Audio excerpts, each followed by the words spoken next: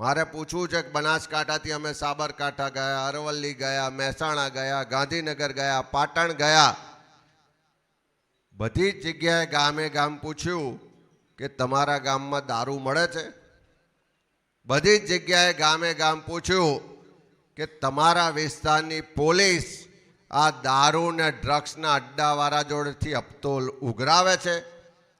તો બધી જ જગ્યાએ કોઈ પણ નાતનો હોય, કોઈ પણ જાતનો હોય, કોઈ પણ ધર્મનો હોય, પુરુષ હોય કે મહિલા હોય, ઉંમરવાળો હોય કે જુવાન હોય, બધા જ લોકોએ એકી અવાજે કીધું કે અમારા ગામમાં માગો એટલો દારૂ મળે છે ને હોમ ડિલિવરી થાય છે.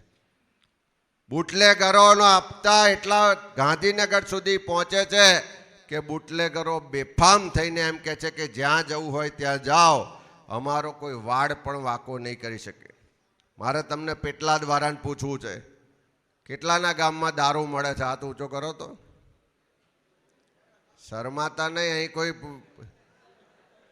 આ બાકીના ગામમાં નથી મળતો. કેટલાના ગામમાં દારૂ મળે છે?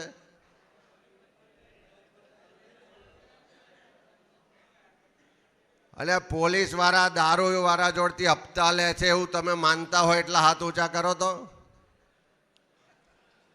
આ હપ્તા લેવામાં વધારે હાથ ઊંચા થયા. આપણા ત્યાં પણ ગામે ગામ દારૂ વેચાય છે, ગામે ગામ આપણા છોકરાઓ બરબાદ થાય છે, ગામે ગામ આપણી બેન દીકરીઓ નાની ઉંમરે વિધવા થાય છે, પણ આ સરકારના પેટનું પાણી હાલતું નથી.